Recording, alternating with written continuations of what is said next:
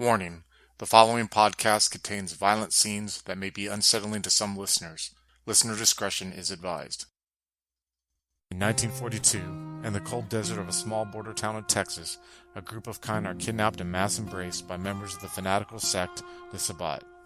Out of this group, only a handful survived, and through rituals and mentorship they became the pack known as the Pale Riders.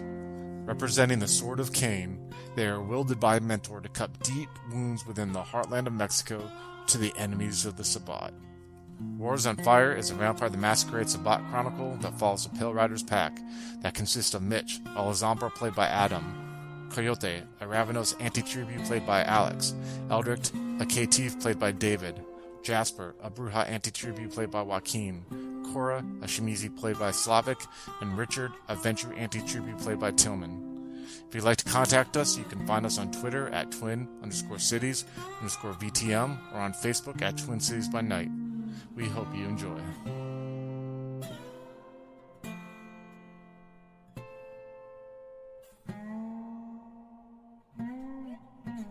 All right, so where we left off, we had most of the Pale Riders pack was off of this little coastal village of a sort called Tapico, and Coyote was left alone in this room in the lower half of the boat. So we'll start with you, Coyote.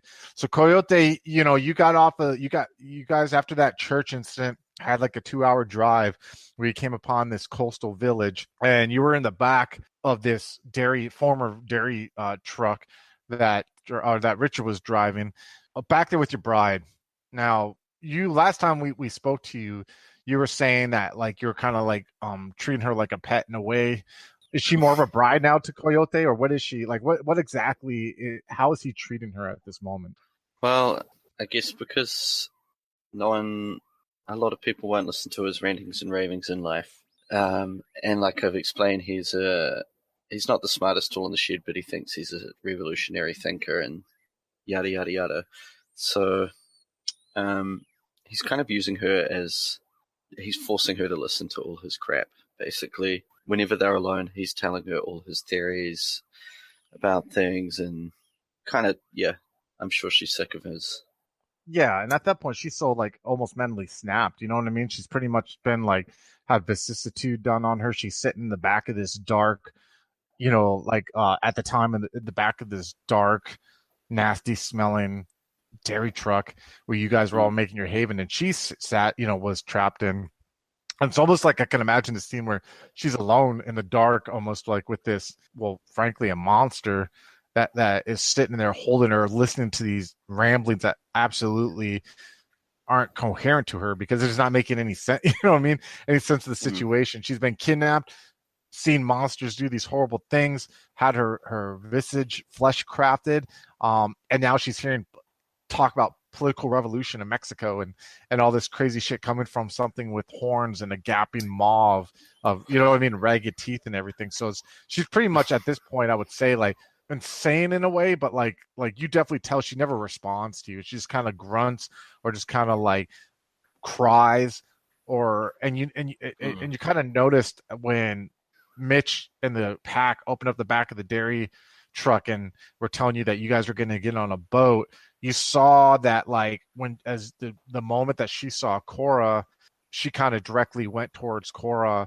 Like you could tell that she felt emotion towards Cora there at this time, but it wasn't like speaking. It was almost like I hate to say this and not to sound inhumane, but it's almost like having a dog on a leash. And when you can tell when the dog wants to go talk to someone else rather than the direction you want to go to, you kind of felt that, but of course with your strength and your size, she wasn't able to get over there. And we already talked about, you already saw in the scene where basically you asked Cora if there was a way she could make it better, you know what I mean? And Cora said that, she could talk, you guys could talk after everything was said and done. So when you get into this boat and you go into this room and you're pretty much left in this room on your own, tell me what goes on in that room. Do you have leave the lights off? Do you leave them on, or what's going on with you and your bride at this time in this room? We have the lights on so that she can see me, and I'm basically forcing her to listen to me tell her that I'm the reincarnation of Kukulkan, that my face with my jaw wide open and the fangs that kind of look a little bit like a snake, and I'm getting kind of delusions of grandeur. I'm telling her that she's the Virgin Mary. She's my Virgin Mary, and that we're going to help restore Aslan, and just crazy talk, basically, like snippets of everything from around the place. Yeah, would you say you're trying to brainwash her in a way, like kind of almost I have guess like so, yeah. Stockholm syndrome go on? Let's do a roll for that. You feel cool with doing a roll for that, just to see how successful you may be? Absolutely. What would you like me to roll? I've got intimidation. Let's do.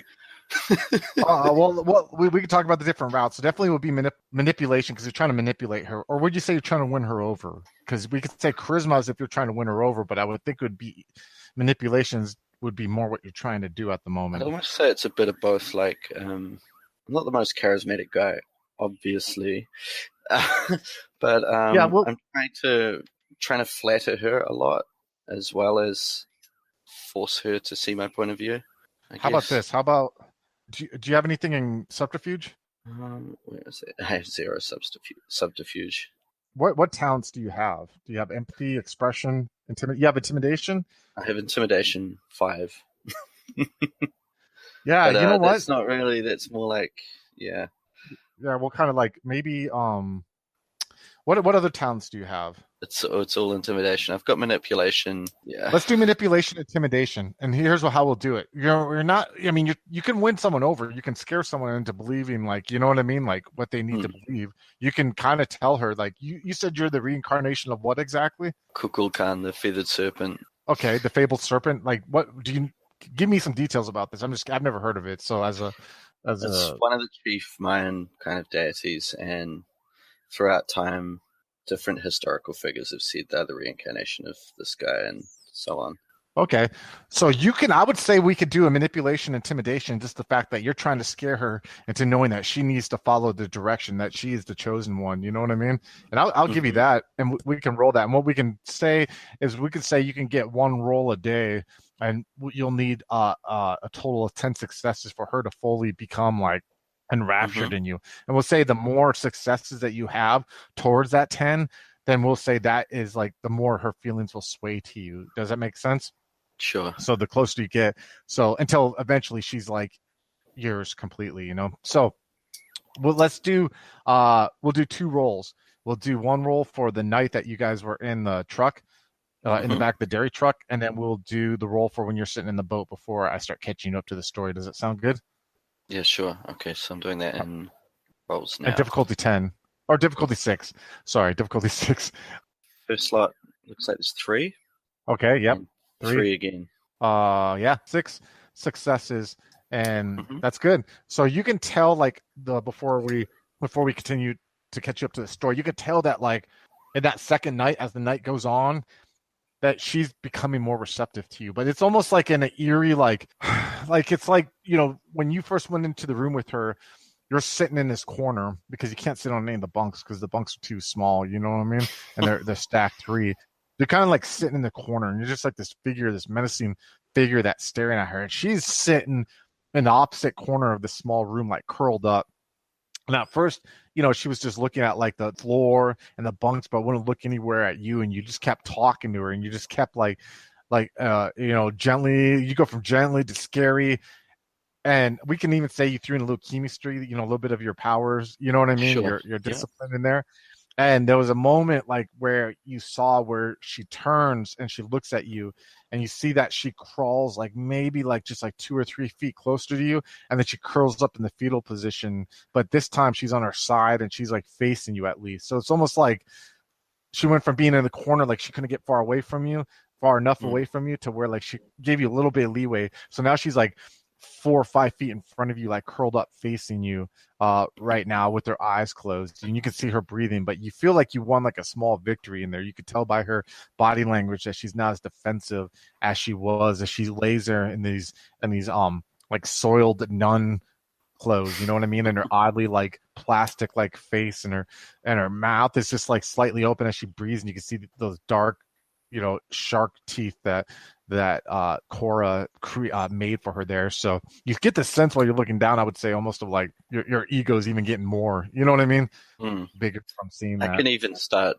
She's got a religious background. I can start playing on that. I can say, I'm the god you've been looking for. You're my bride. You've been chosen. Yeah. And you could tell, I mean, even though she hasn't communicated with you, you can tell by her body language that she's all receiving this. You know what I mean? Like she's almost like your silent bride. You know what I mean? In a way, while you're doing that. So giving her kind of like a bullshit fusion of Christianity with the kind of older folklore and religion of the Mexican era. The Mayans and the Aztecs and so on. And just doing like a crazy person does, picking and choosing, pulling it all together. Well, you're a god, right? And you don't need to follow rules. And matter of fact, you're probably have taken the strength from all these fake religions have taken their strength from you, and those have been like you gods like you, And so that's probably I'm starting to believe my own shit. Yeah, I mean, dude, you guys are evolving.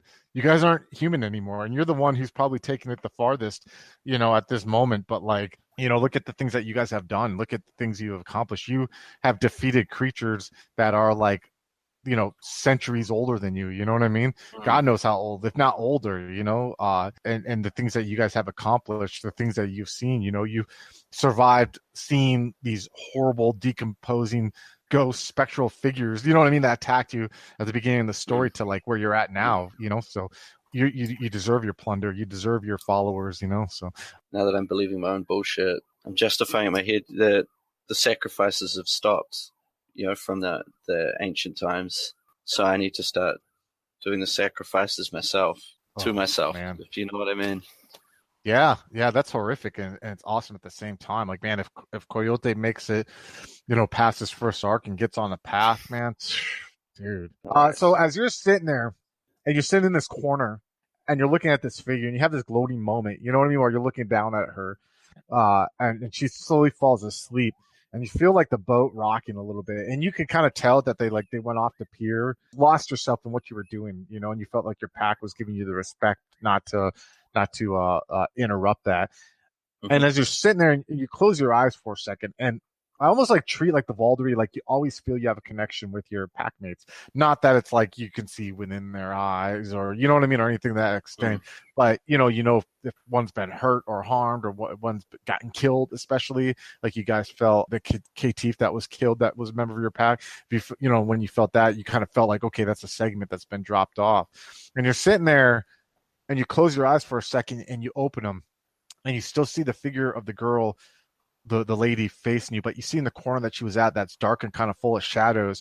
You think you see a form for a second, and you see this like form start like rising up. It's almost like, and you can't like, you're like, what? It's hard for you to make sense from, but it's almost like you see like there's a lump of shadow, and you see as it starts like rising up, you see these wings like start spreading from behind it. And it's all pure black. There's no like any kind of definition at all. And you see these wings kind of like reach out and like start like filling up this room, like almost like, going to the other corners. And you see this like figure come and stand up. It starts standing up, and it's like has like and like it's completely pitch black. You could see like you could see the shadows of where like eye sockets would be. You see his like head starts cramming up, and you start hearing this loud buzzing sound of insects starts filling the room. I need you to give me a courage roll, please. Difficulty 6. 2 successes. 2 successes. All right.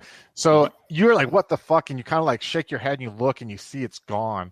But you have this feeling inside of you that some of your pack is hurt in a way, or is like, you know what I mean? Like you feel like almost feels like a gut punch to your soul, literally, like you're almost, if you were still breathing, you feel out of breath, and you realize that wherever your pack is out in there, something has happened to them.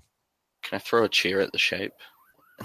The shape is completely gone though. It's gone though now. Gone. Like you literally was like, you closed your eyes and you saw the shape, and then you kind of like shook your head and it was gone. You know what I mean? And then you had that feeling of like being gut punched in the soul, kind of that I described there. Is my bride awake? I'm gonna start calling her she's Mary. Still sleeping. Her name's okay, Mary. Yeah, Mary. All right, Mary's asleep right now. Yeah, you would be none. Like she didn't hear anything, she didn't know anything, and you're even at this point wondering if whatever you saw even was real. You know what I mean? Especially if you like correlate it to what you're feeling, you know what I'm saying? Like what went through with your pack and everything like that. So Sure. I'll go wake her up. she opens her eyes as you like put your big old hand on her shoulder and shake her, and she just looks up at you with these like blue eyes. I'll tell her I think I have to go. I think the others need me. I had a vision. She's just looking up at you still, like she's been looking at you with those kind of like dull eyes every time you've talked to her, you know? I'll cradle her up in my arms and give her some of my blood. I'll bite a gash in my hand and feed some to her. Okay. Just in like a kind of an endearing way, if that's possible for my character. Yeah. You see at that moment too, when you like gash your wrist and you see that her eyes open up again, and you see like she's following, like when you cut it, she's following your finger or whatever you use to cut the part of your wrist. And you see her, she watches as the blood starts dropping, and she kind of correlates what she did with Cora at one point to you, and you see she's quick to like latch on. Go ahead. I want to kind of quietly say to her while she's feeding, I'll say, this is the real blood of Christ. This is your first real communion. Deep. She like grabs like your huge maw, instead of like pulling it down to her, she like lifts herself up to it. You know what I mean? While she's laying on the ground, and she's starting to lap at it as you're sitting there with the blood. And you see like it starts like going down the side of her face a little bit, and it's like goes down on her chin and kind of like goes down underneath like the nun's robes that she's wearing there. But a little bit of it has collected on like the white part of the nun's robe that is like along her upper chest.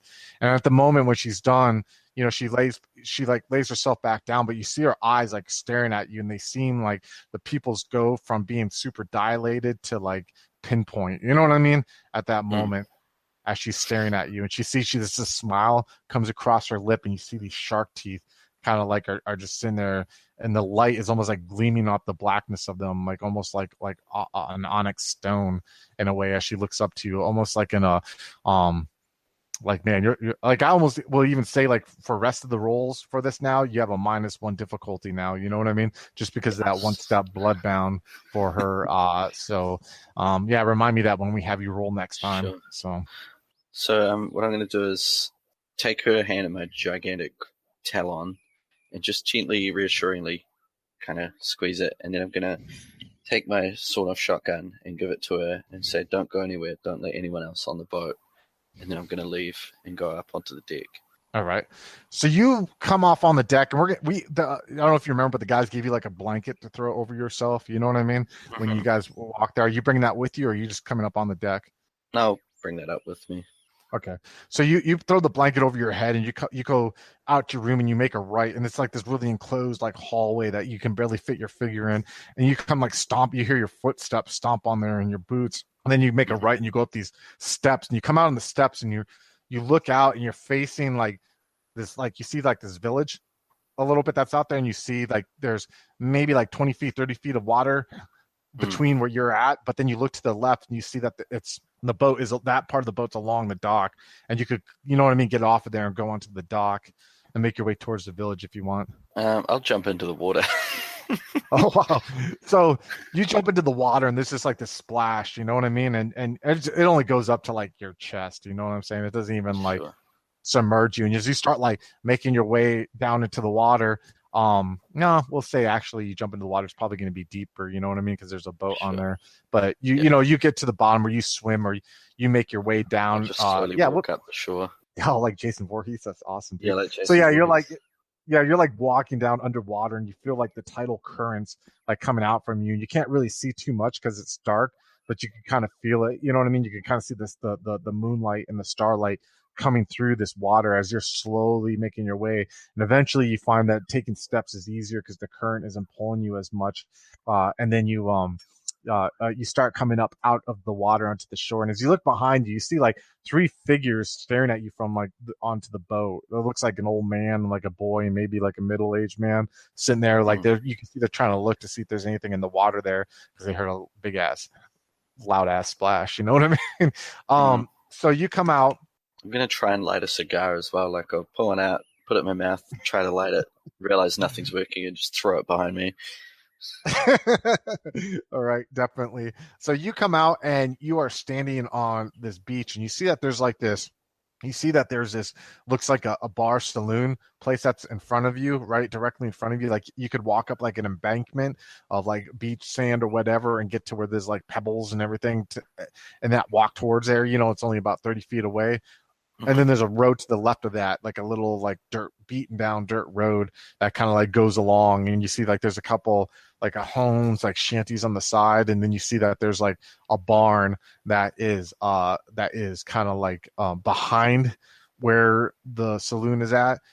And you can see there's light coming from within the saloon. And you kind of can guess there might be a lantern over there by the barn. So is there any way I can I don't really have preternatural hearing or anything like that. Can I stop and listen for a sec to see if I can hear anything? Oh yeah, definitely. Give me a perception and alertness. We'll say difficulty 8. Nothing. I even botched it. Oh, did you? So you think you hear something coming from the saloon? Okay, I'll start heading towards the saloon. I've got my big comically sized dagger in my right hand as well as I walk with the blanket up over me. So you got this wet blanket up over your hair. It's kind of wet, stringing along the sides. Seaweed dangling off my legs. Yeah, all on your horns. I'm joking. Yeah. You kind of, I could see maybe a little seaweed on like a little bit of your horn. As you come walking along, you walk up the embankment, then you hear your feet, your boots start crushing gravel. You come up to these wooden steps. You see there's like hitches on either side of the steps to where like back, and maybe even to this day still, where people would have horses, they could tie the horses off. And you see, you walk up the steps and you hear like your boots just like clack on this dried out like wood that's probably doesn't have too many years left of being able to stand the weight that you put on it. And you do these double push out doors, and you push in the doors, and you just see like you see blood and gore and just like dead bodies just lining the floor. And you see like, as you're like, what the fuck? And you're looking around, and I mean, there's like entrails that are on like this bar stool there. There's this like, it's like you're having a hard time step. It looks like there's literally like 20 or 30 bodies that were brought in here and were just destroyed and ravaged. And as you're looking, you're like, what the fuck? And you see to your left as you walk in, like this pot, like it looks like ash just like spread, like fell along there. It's almost like you see footprints, like boot prints or whatever, like a bunch of sets of them walk through the ash. And as you're looking, you can kind of see where like the ash and the blood and the gore mix a little bit, and to where they walk out of the saloon. I missed the party. Yeah, you did. Can I check the bar? I want to check the bar, see if there's, why not? Check if there's any money, cigars, maybe a lighter, any weapons around. Yeah. So you walk behind the bar, and you see like there's this figure that is laying there, and it had its rib cage just like ripped open, and you see like all like there's no entrails in there at all. It's just like this cavity, a gnawing gap of like maroon and bile, and you see intestines, like purple intestines, kind of have fallen out. And you see his like mouth is open. You see his neck has this huge like gapping, ripping hole from it, and you see like there's this like sawed-off shotgun that's just like laid on its side. And as you're digging around, you kind of step over and you look under the bar because you're behind it now. You look like under it, and you see like there's a box of like nice like cigars, like a couple boxes there. You see a bunch of cheap tequila and whiskey that's behind there. Like you assume as you're looking over them that like the bottles were probably like fake bottles. They have fake labels slapped on there, but it's probably cheap whiskey or cheap liquor. And you're as you're looking through, you're able to find maybe like I would say the equivalent of like $20, $30 in pesos, All right, I can't drink the tequila, obviously. I'll take the pesos. I'll take the cigars. I'll take the shotgun. Check it's loaded. See if put whatever ammunition. Yeah, he has about 12 shells in there, like underneath in a box, you know what I mean? But you can't fit 12 in there, you know what I'm saying? But like, sure, for if he ever had to grab them or do whatever, Yeah. What's the blood doing to me? I mean, it's obviously, is it fresh?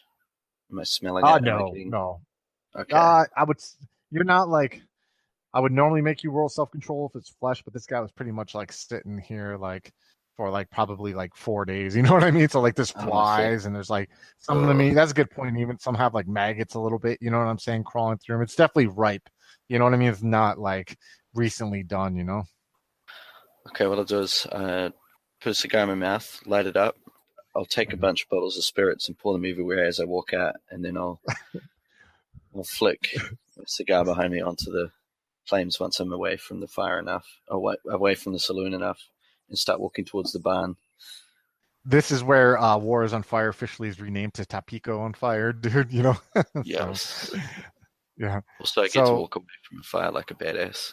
Hell yeah. See, as you do that and you're just like throwing these cheap, you just don't, I mean, give a fuck, you're throwing them everywhere and you light the fire and as you step out, you just see this dry wood just like takes too, you know what I mean? And you're just crackling of wood and you know what I mean? And like fire starts happening as you're walking out and you go back towards the road. So I'm going to cut to the other three guys, Cora, Mitch, Jasper, Richard.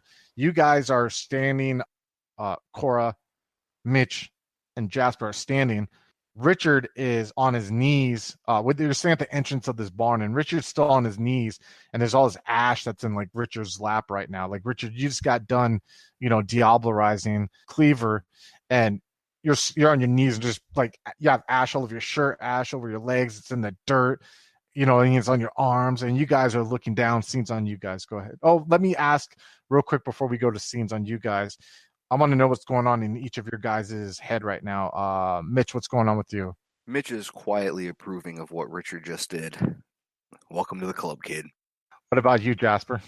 But Jasper, he's still trying to absorb the fact that for him, he's sort of this like, he also taken another kindred soul. He's still trying to figure out just what it means for him too. Just like what it means for all of us. Just like we're not just one anymore. We are parts of a whole. This is not something we should take lightly. We have to make sure that we have to always remind ourselves this is a almost sacred thing that we have just done. We have taken another and made it a part of ourselves. So Jasper's really getting the whole Sabbat Diablerization's good to bring yourself closer to Cain aspect of things right now. Is that what you're saying? Yeah, I guess, yeah. Yeah, because it seems like he's had an epiphany of sort right now. What about you, Richard? What's going on in your head right now? Richard is trying to compose himself. Like he just had this vision into the memories of, I don't know, was it Cleaver or Wyatt? I think it was Cleaver, right? Yeah, you Diablerized Cleaver. Jasper Diablerized Wyatt. Also, but he's also feeling, I think, a power surge. Like he got a point in potence, and I think it's noticeable to him. Uh-oh. Are you saying that Jasper's like feeling like there's some benefits to this whole Diablerization thing? Yeah, I guess. He's like, maybe I should have listened to Mitch a lot. Maybe I should have fought to get that setite, you know what I mean, before Mitch. But hey, Mitch led the way. No, actually, Cora was the first person to Diablerize. So, all right, scenes on you three. Go ahead. Not bad, kid. How you feel? I'm all right, I think. I think I'm still me. I'm still here. You good to go? There's still work needs doing. Yeah, let's go. All right. And Mitch will help him up. Who's the old man here? Nice. So as you guys are standing up, all right. So as you guys are standing there, you hear all of a sudden like wood crackling and popping, and you look behind you and you see like, because you're at the entrance of the barn, you turn around, you look, and you see like 30 feet away the back of the saloon, and you see like it starting to catch fire. And you're like, what the hell? You can see through some of the windows. You can see fire going on. And as you guys are staring at the fire, you see a figure coming. Like you guys are facing the saloon here, and you look at the fire, but then you see the road that is to the right of the saloon. When you're looking at it, you see a figure come walking, and you guys can tell instantaneously when you see the little ember of the cigar that the figure is Coyote as he's coming walking up the road. Coyote, as you're walking up the road, you see the silhouette of these four are turning around looking at the fire, and you see them like kind of looking your direction as you're walking up. I'll go ahead and let you guys have the scene right now. I'll trudge up silently, plonk down at an empty spot around the fire, and just give them all a nod. Looks like I missed the party. Yes. It's Jasper will notice just the way Coyote's silhouette is silhouetted against the fire. It reminds him too much of what he saw from Wyatt's memories, and he's sort of like just noticeably like shaking a bit as he looks down at Coyote like, yeah, you missed something. Not sure. Would you say that you both are shaking? Like I know Jasper's obviously shaking right now. Would you say, Richard, are you shaking right now? Like off canter in a way? Would you say you're not acting like your normal self at this moment? I think Richard is definitely shaking, like he's in thought about it mostly. Trying to organize his thoughts, like sort out what is himself and what is like leftover memories that he's just received by consuming Cleaver. Definitely. So I would say, Coyote, you noticed, and I just want to interject, I would say you would notice that Jasper and Richard are definitely not themselves at the moment. You know, especially just you can notice it from both of them. While Mitch and Cora seem normally the rocks that they are, you know, that when you interact with them, you can tell that those two are definitely something's off with them. I'll go ahead and with the scene. Sorry. I'm going to try and, when I seat myself, is there any way I can sit between Richard and Cora? You can stand. Everyone's standing at the moment. You know, no one's like really sorry. sitting. Yeah, you can go stand between Cora and Richard. Definitely, yeah. Okay. I'll look to Richard and say, what happened to you? I think I want to demonstrate. Can I pick up, I don't know, can I break a piece of wood out of the shed that we were in and just you can show my new potence? Yeah, you could rip off a part of the barn door. I'd say you have this big barn door there, and you could grasp it and just like, you know, because what's your potence right now? 3. Oh yeah, and your strength is like 2, right, or something like that. No, it's also 3. Oh yeah, so you're definitely like, you could grab a barn door and just like snap it off. You know, this big old, like I'm talking about like 20-foot. You know what I'm talking about? The big old school barn doors like that. You know, and grab it and just kind of like rip it off with one hand. You know what I mean? Like just like kind of tug. And is that what you're gonna do, or? Yeah. Okay, so you see to get on some stress. Well, Coyote, you see Richard just like turn around and he grabs like the end of a barn door and you see him just like tug it like twice, and you see like you hear the squealing of like the metal hinges, like, you know what I mean? As like it's coming out of the nails are coming out of the wood, and just like whoa, and it rips, and you see like the hinges don't even come out; it just rips part of the frame of the barn that the hinges were tied to and the door. And you see like dust starts coming down, and you kind of see that the barn shakes a little bit, and you can see like where you can hear like feathers from within. And you actually, when you do that, you're like, because you're standing between him and Cora, right? Like Cora's facing inside the barn, you're facing kind of inside the barn. Mitch is, and Jasper and Richard their backs are towards the barn, and like Richard went like that. You look behind after that happens, it shakes the barn a little bit, and you see like behind him, you see the silhouette. It looks like this embryonic sac of a wave just kind of like shake a little bit, and you see like part of it just like hits the ground, like half of it just kind of, and it like slides almost. Yeah, like, and you just see like, and it hits the ground with like this wet smack, and you kind of just hear like the smack of flesh, like, you know what I mean, thudding into dirt. You know, it's just like hits it, and you see it's kind of like now like laying elongated. You're like, what the fuck? You know what I mean? Like you have no idea what that is. Go ahead, scenes on you guys. I'll put a hand on Richard's shoulder and pass him my cigar, and then steer back into the fire. So you turn around and you're looking at the fire. Go ahead, scenes on you guys again. Sorry. 2 of the banditos changed their mind, joined our forces. They are now one with us. So what's the plan of action for you guys?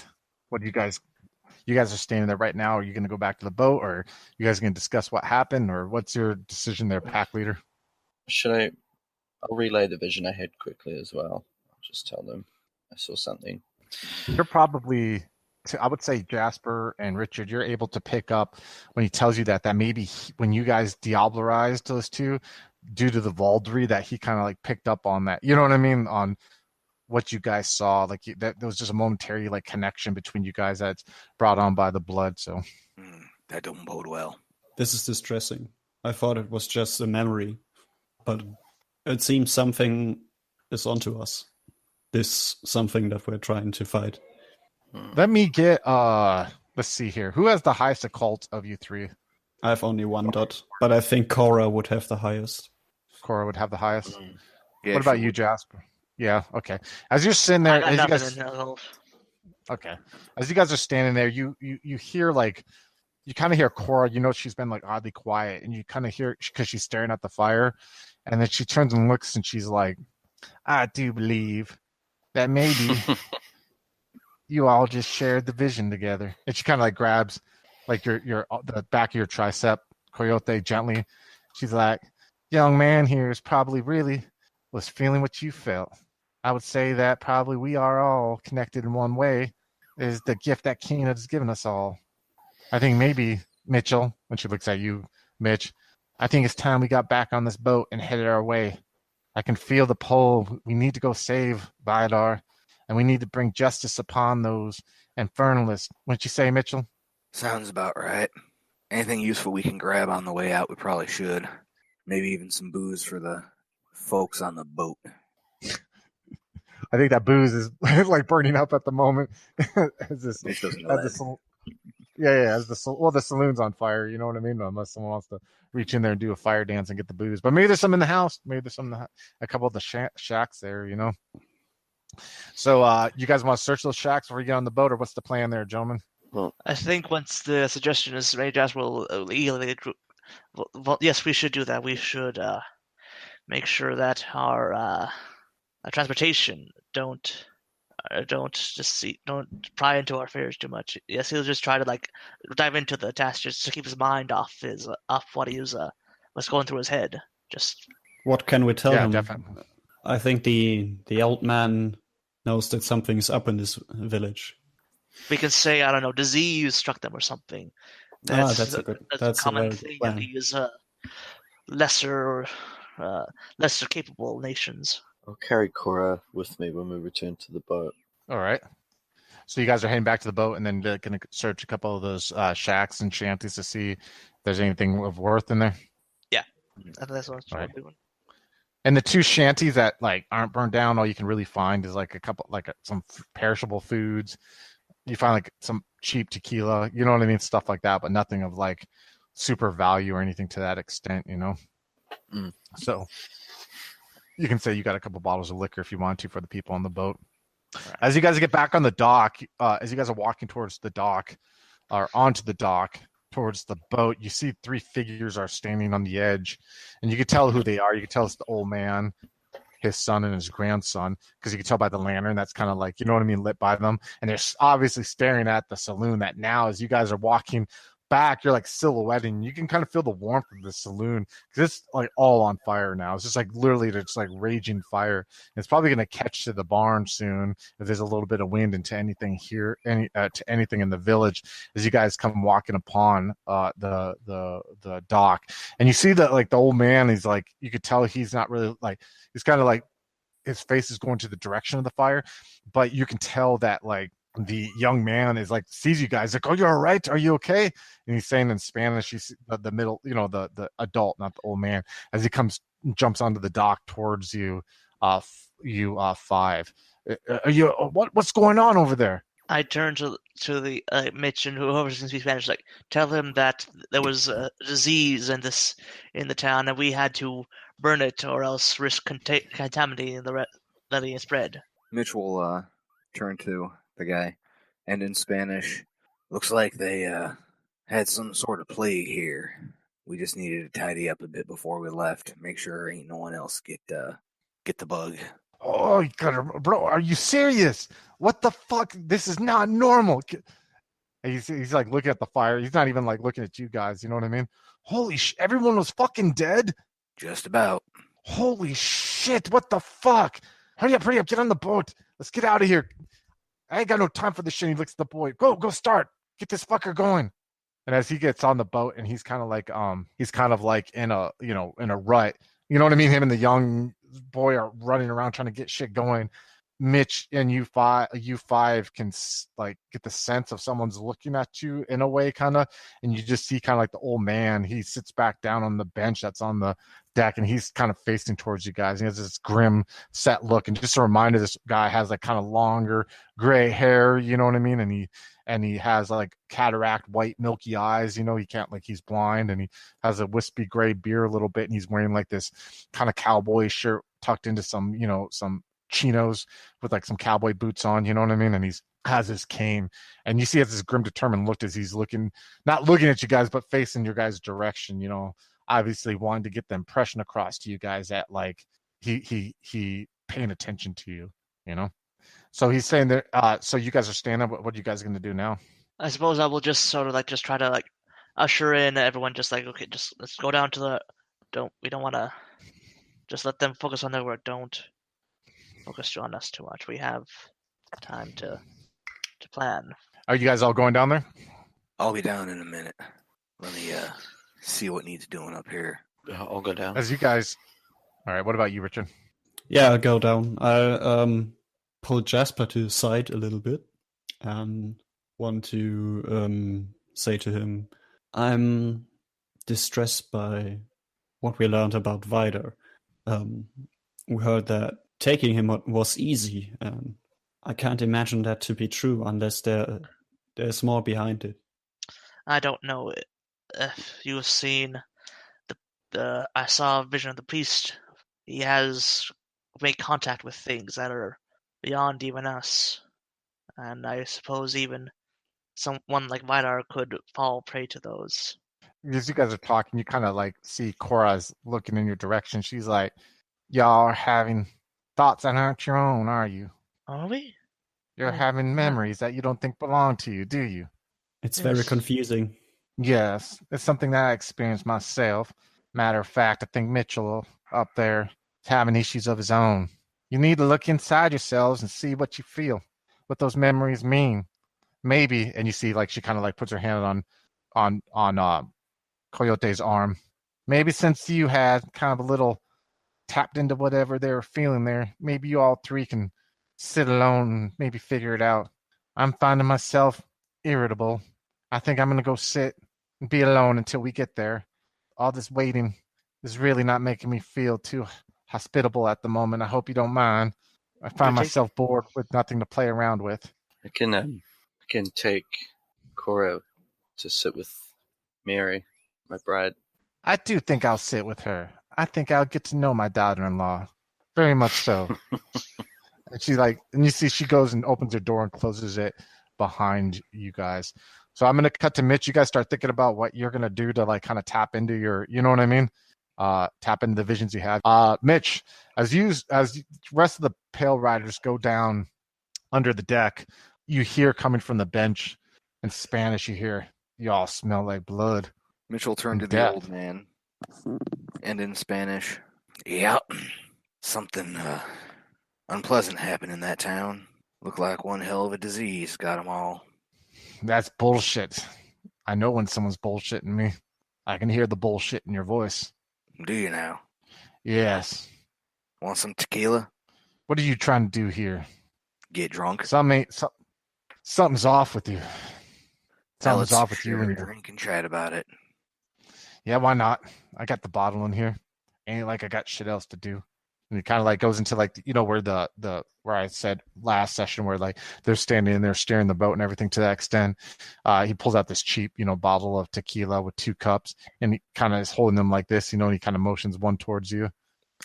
Thank you. And you kind of see he pops the cork and he kind of hands the bottle to you to pour it for yourself. Thank you. Mitchell prick his finger with a fang and squeeze a couple drops into the bottle. Yeah. Shake it up so it mostly dissolves, and then he'll pour himself a drink and he'll reach over and pour the old man a drink. Sweet. So you pour him a drink, he motions you to sit down next to him. I'll sit. Big country Mexico is, isn't it? It is. A lot of Americanos kind of tend to paint us under all one brush, right? I sure don't. The dumb bean eater who's selling shit trying to make money off you folks, right? Nah, I got a more colorful history with your country. Yeah. What kind of history is that? You ever hear of a man goes by the name of Pershing? Out of character? Who's that? It's Pershing's Mexican expedition was a military action by the U.S. against Mexico, 1916, 1917. Okay, yeah, then he probably would have. Yeah, that was back when I still had a little bit more oats to sow, you'd say. Yeah, you and me both. So you're a part of that. I was. That's where I picked up your language. Here's the thing, old man. I suppose I'm an old man too, but here's the thing. This land is a deep land, and it's a land that's been around for a while. Being a lawman myself, I saw some things that had me question. If I really knew what was going on around me, you'd say. kind of an instinct. Maybe you got as your time wandering around, but I got my time fighting for the law. And I can tell you something. You don't sit right. Something's wrong with you. He takes a drink. Something is off with you. Folks down there are spoiled. I'm pretty sure there's something wrong with all of us. It's just a matter of what it is and whether or not we can work with it despite it. I just had an epiphany. You know what I feel when you and your family walk by me? What's that? I feel death. I feel like my time's coming. Is that why you're here? You carry death with you. And he motions towards his head towards where the land is. I'm an old soldier. Of course I carry death with me. And you deliver it too, don't you? Is my boy gonna make it past this? I have on occasion, and if all goes well, your boy and your boy's boy are gonna make it past all this. We ain't mean you or yours any harm. What are you? An old You man with a job to do. I don't hear you breathe. Yeah, always did have shallow breath. He kind of just puts his hands on his cane and he's looking towards the land, and he takes another shot from the bottle. You see kind of like his hands squeeze a little bit on his cane. You can kind of see his hands are tensing. Go ahead, were you going to say something? Mitch chuckles a little. These cigarettes be mighty useless if I couldn't breathe. I suppose so. I might just be losing my mind. Don't think because I sit here next to you, I accept you. Or because I share a drink with you, I accept you. I ain't making no assumptions. I ain't making any assumptions with you and your family there, I can tell you that. He's like, I gotta go. I gotta get up. Boat's about to be leaving. We'll have a drink later, I'm sure. And you see this old man kind of gets himself up a little bit, grabs onto the side of the boat like he's got himself with this cane. As he does that, you see the boat is pushed away from the dock. You see that's going back towards the ocean. You hear the engines going, as they roll up. You guys can all feel that too. As you're left sitting there, Mitch, with a bottle of cheap tequila by yourself. Hello, folks. Have you ever wished you could have an easy way to find gameplay videos and podcasts, or just media in general that deals with your favorite White Wolf role-playing games? Or have you ever wished you could find a forum to share gameplay that you have recorded, one which wouldn't be drowned out by random posts and discussion, so that your media could get the attention you want? Well, we have the answer for you in a Facebook group we run called White Wolf RPGs Gameplay and Media. The group is specifically ran with the sole intent of it being a one-stop shop for people to view or share media involving the games we all love. We take thorough steps to ensure the page does not become cluttered and is easy to traverse. We are currently over 1,000 members strong, and we are continuing to rapidly grow with new media being shared every day. Stop on by. We hope to see you there. High Level Games, the industry's first choice in taking your games to the next level. We are a podcast blog and new media network at highlevelgames.ca. We have blog posts about all of your favorite games going up 5 days a week, and a podcasting network with actual plays and shows that discuss role-playing games, with more rolling out all the time. We are on iTunes, Twitch, and YouTube. Find out more information at highlevelgames.ca, a site that certainly isn't controlled by a shadowy board of directors of otherworldly origin. That's highlevelgames.ca. Please, help. They're coming.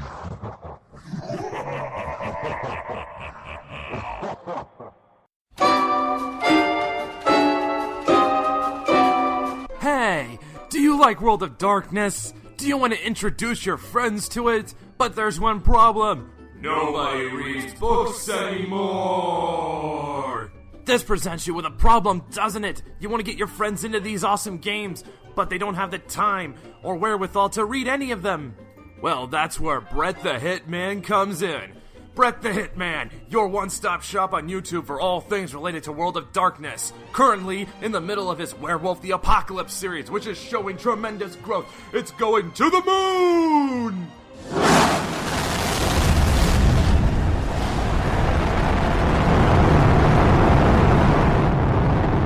That's right, watch Brett the Hitman and you will get style. Flair. Humor.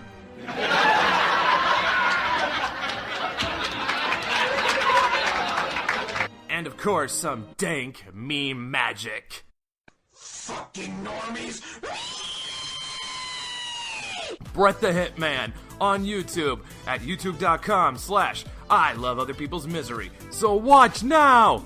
If only for the dank memes. Tune in today!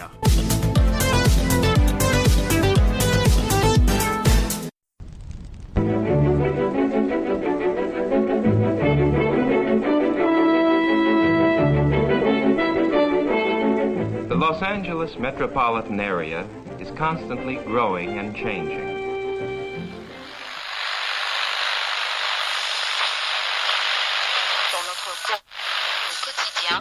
The Central District is full of new buildings. The Hollywood and Wilshire districts, once far from downtown, now are part of a which spreads past Beverly Hills and out to the ocean.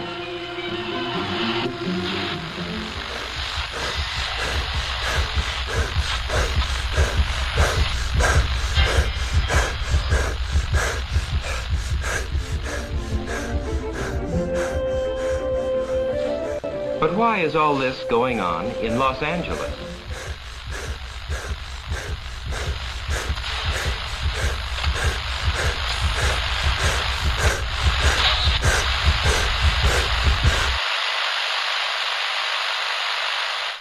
Why is Los Angeles an exploding city?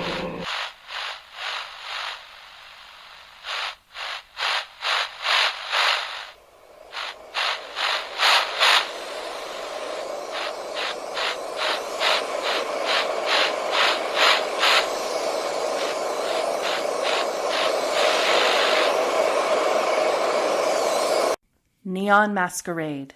The Demon's Mirror. 13 Candles. 3 chronicles running through the undead veins of the City of Angels. The Esoteric Order of Roleplayers Actual Play podcast invites you to drink deeply. Go to eorpodcast.com and search the Duets tag to find out more.